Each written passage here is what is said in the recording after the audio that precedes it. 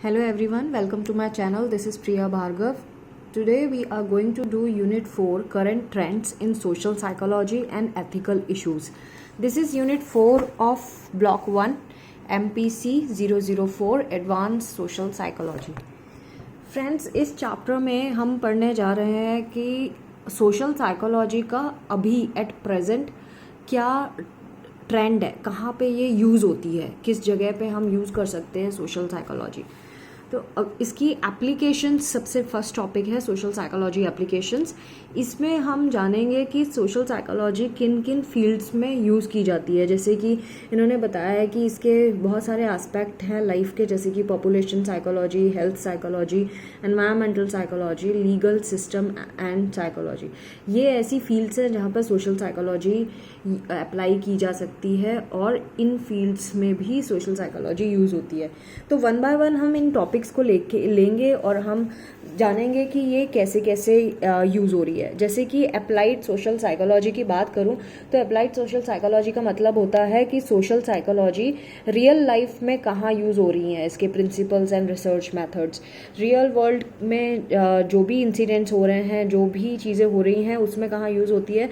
तो जब इसकी एप्लीकेशन हम पढ़ते हैं तो ये अप्लाइड सोशल साइकोलॉजी मानी जाती है। फर्स्ट इसमें आ गया population psychology. Population psychology again नाम से पता चलता है कि जो पूरी एक पर्टिकुलर ग्रुप है या लोगों का एक क्राउड है जिसे हम पॉपुलेशन का नाम देते हैं, उनकी साइकी कैसी होती है उसको स्टडी करना इस पॉपुलेशन साइकोलॉजी। तो कैसे, एक एग्जाम्पल इन्होंने दिया है, जैसे कि रैपिड जो ह्यूमन पॉपुलेशन बढ़ रही है प्लैनेट में, उसके क्या इफ़ेक्ट होंगे और ऐसा क्यों हो रहा है, क्या कैसे एक्चुअली हमारी जो सोच होती है वो हम एरिथमेटिकली हर चीज़ देखते हैं, यानी कि एडिशन के लेवल पे देखते हैं, हम ज्योमेट्रिकली नहीं देखते, यानी कि किसी चीज़ का डबल होना, जैसे कि 2 का 4 हो जाना, 4 का डबल 8 हो जाता है, 8 का डबल 16 हो जाता है, 16 का डबल 32 हो जाता है। इस तरह से जो ये डबलिंग होती है वो ज्योमेट्रिकल तरीका है। और एरिथमेटिकली क्या होता है, जैसे हम 2 टाइम्स कर देते हैं, 2 इंटू 2 4, देन 4 इंटू 2 8, इस तरह से। तो या फिर हम ऐड कर लेते हैं, 2 + 2 4, 4 + 2 6, लाइक दैट। सो वो एरिथमेटिक होता है। तो एरिथमेटिकली अब जब हम सोचता है इंसान, generally human psyche is like that, हम एरिथमेटिकली ही हर चीज़ सोचते हैं और ज्योमेट्रिकली नहीं सोच पाते। तो जब हम एरिथमेटिकली सोचते हैं तो हमारा काउंट हम कम लेते हैं, लेकिन जो पॉपुलेशन है वो एक्सपोनेंशियली बढ़ती है। इन्होंने एक स्टोरी बताई है कि एक वज़ीर थे पर्शिया के,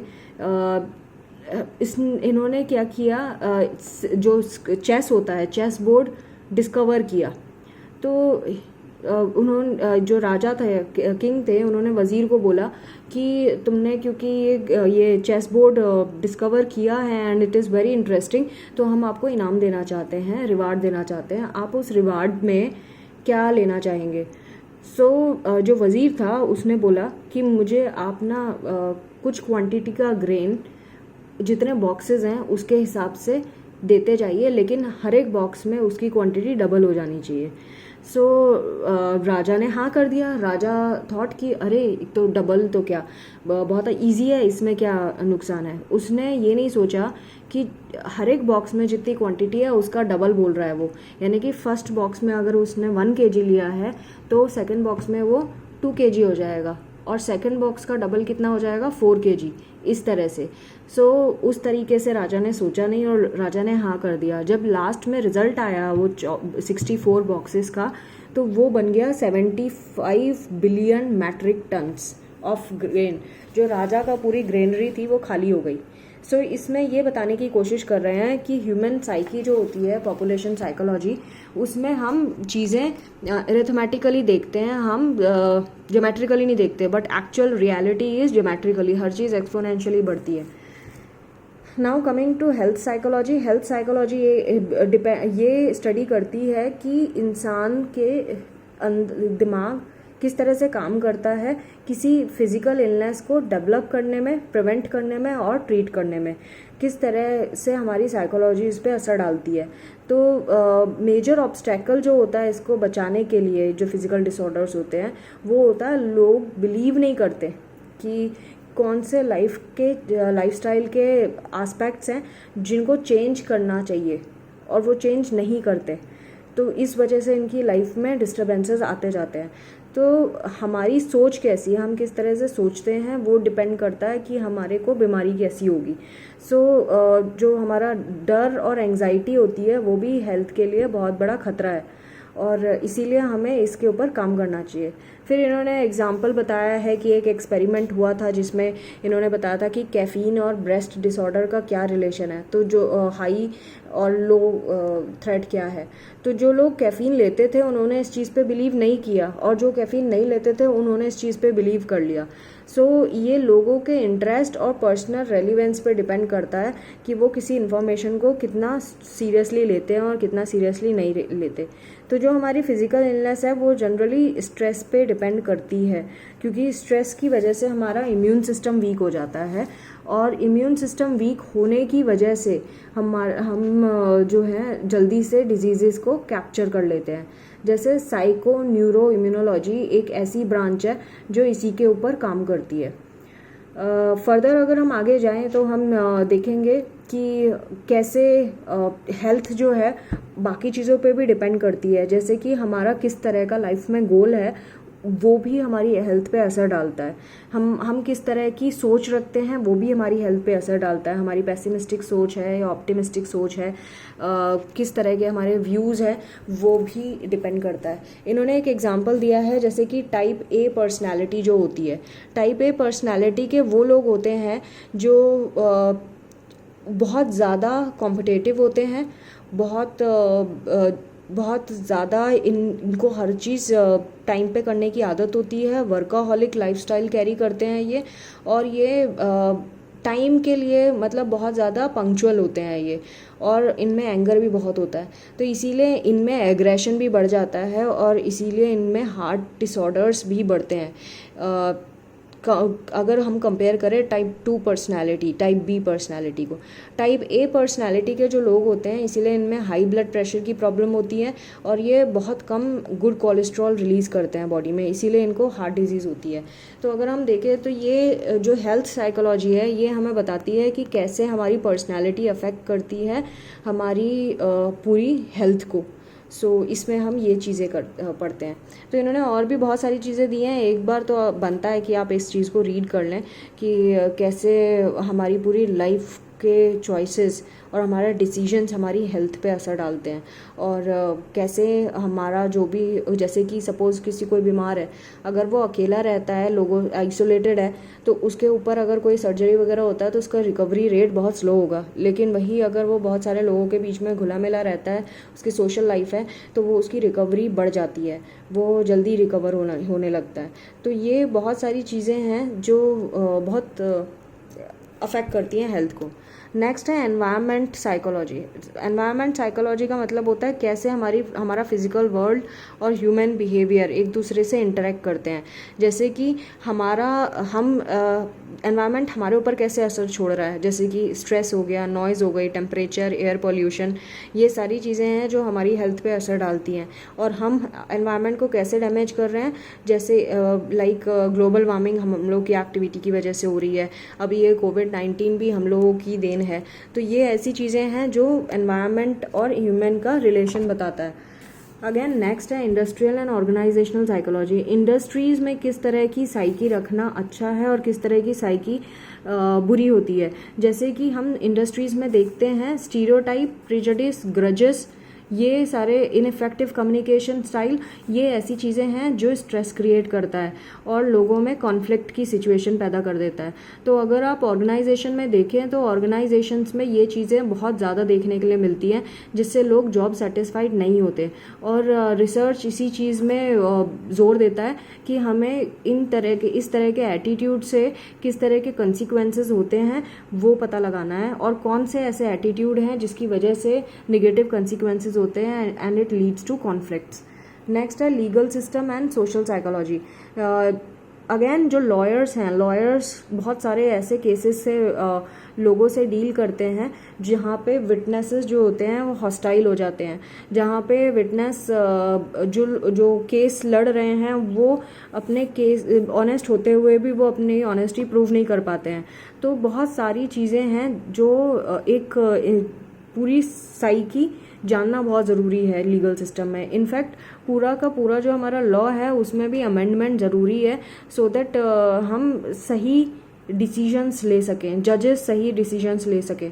तो बहुत सारी चीज़ें रिवील नहीं हो पाती, आई विटनेसेस ठीक से एक्सप्लेन नहीं कर पाते, तो उसके पीछे भी बहुत स्ट्रेस हो जाता है। जब क्रॉस क्वेश्चनिंग होती है तो बहुत सारे स्ट्रेसेस हो जाते हैं जो विटनेसेस होते हैं उनमें, तो उनको कैसे डील करना है वो सब इस चीज़ में आ जाता है। Now coming to growing influence of cognitive perspective, किस तरह से जो हमारा कॉग्निटिव फैक्टर्स है यानी कि एटीट्यूड, बिलीफ, वैल्यूज़, ये सारे रोल प्ले करते हैं सोशल बिहेवियर में। कैसे हमारी मेमोरी ऑपरेट करती है, ह्यूमन रीजनिंग कैसे होती है, हम इंफॉर्मेशन को कैसे मेंटल फ्रेमवर्क में डालते हैं। तो ये जो है ये कॉग्निटिव साइकोलॉजी सब्जेक्ट में आपने पढ़ा हुआ है, तो ये इतना इसमें ज़्यादा जाने की ज़रूरत नहीं है। अगेन मल्टी कल्चरल पर्सपेक्टिव देखें तो हम सब अलग अलग कल्चर्स से आते हैं, तो कल्चरल फैक्टर जो होता है वो बहुत इम्पॉर्टेंट रोल प्ले करता है हमारे बिहेवियर पे। डिफरेंट कल्चर के लोग एक ही चीज़ के साथ डिफरेंट तरीके से बिहेव करेंगे क्योंकि उनकी ब्रिंगिंग अप वैसी है। नेक्स्ट है socio biology and evolutionary social psychology.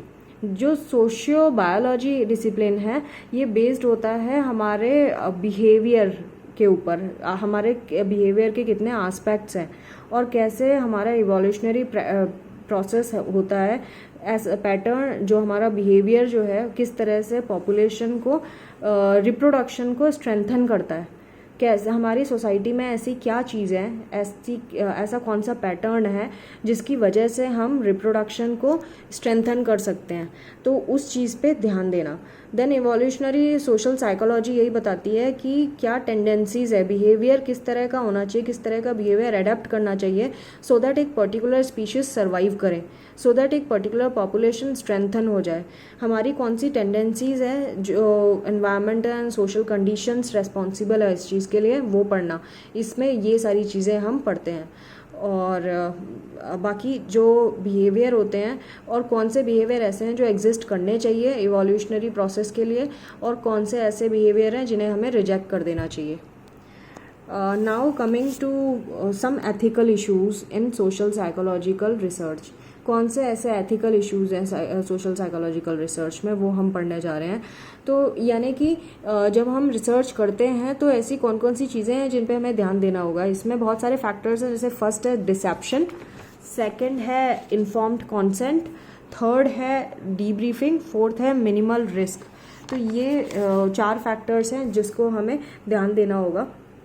Dissipation का मतलब होता है कि छुपाव में कुछ करके काम करना, यानी कि जब हम रिसर्च करते हैं तो हम एक्चुअल रीज़न रिसर्च का नहीं बताते, हम छुपा जाते हैं। रिसर्चर छुपा जाता है इसलिए क्योंकि ऐसा ना हो कि जो सब्जेक्ट है वो अपना एटीट्यूड बदल ले, अपने आंसर्स बदल ले, अगर उसको ये पता चल जाए कि नोटिस क्या चीज़ हो रही है रिसर्च में।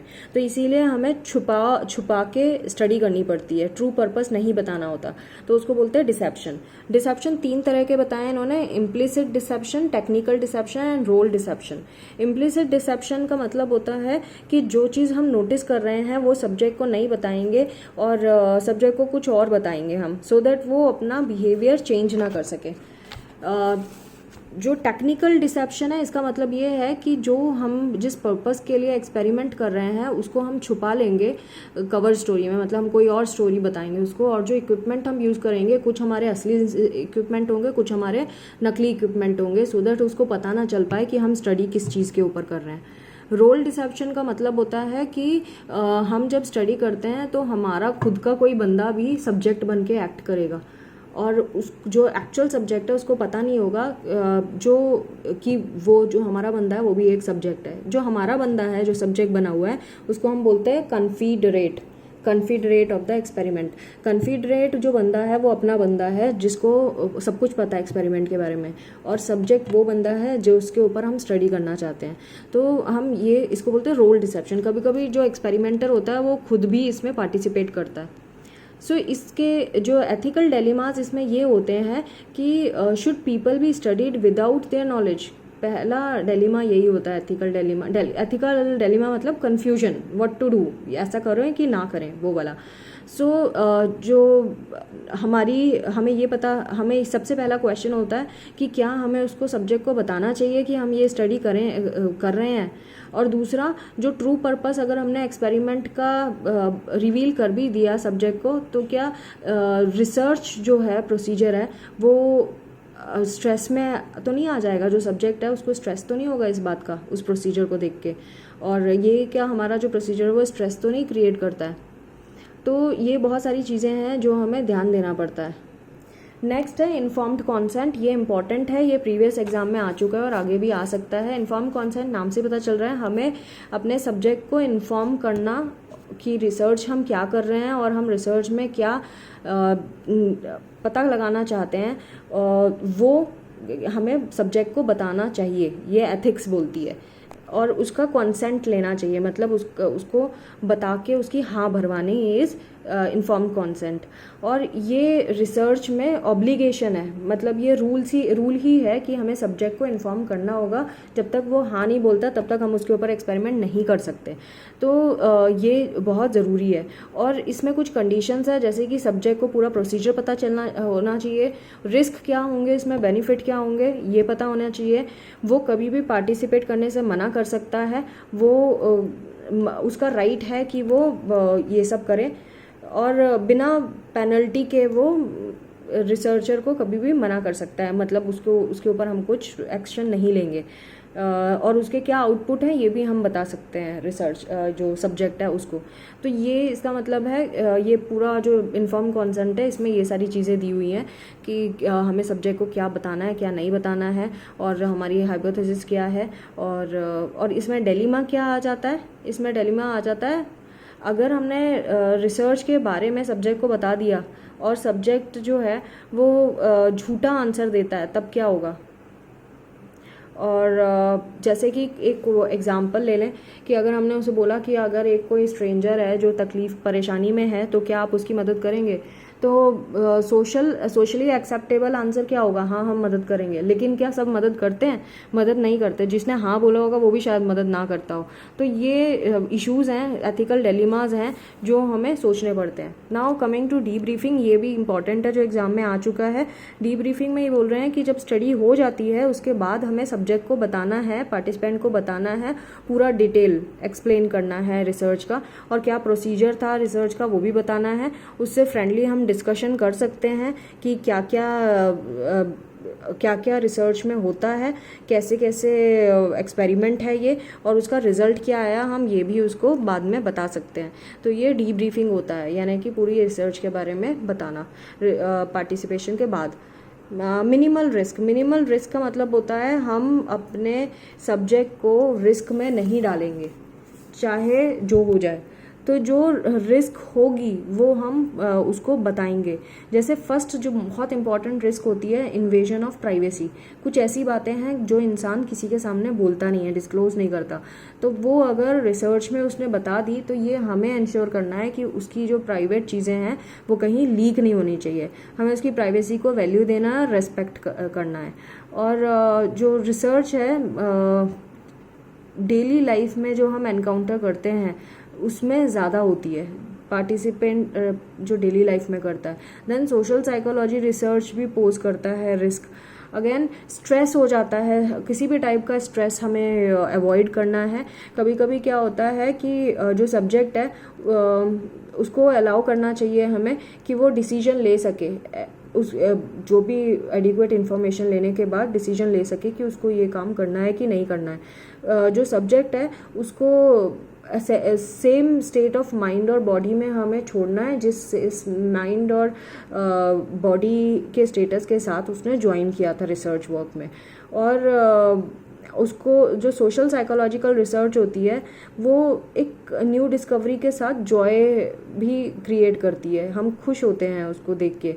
और जो साइंटिफिक मेथड्स हैं बहुत ज़्यादा एडवांस्ड हो चुके हैं और उसको बहुत सोच समझ के यूज़ करना चाहिए सोशल लाइफ में और सोशल प्रॉब्लम्स में।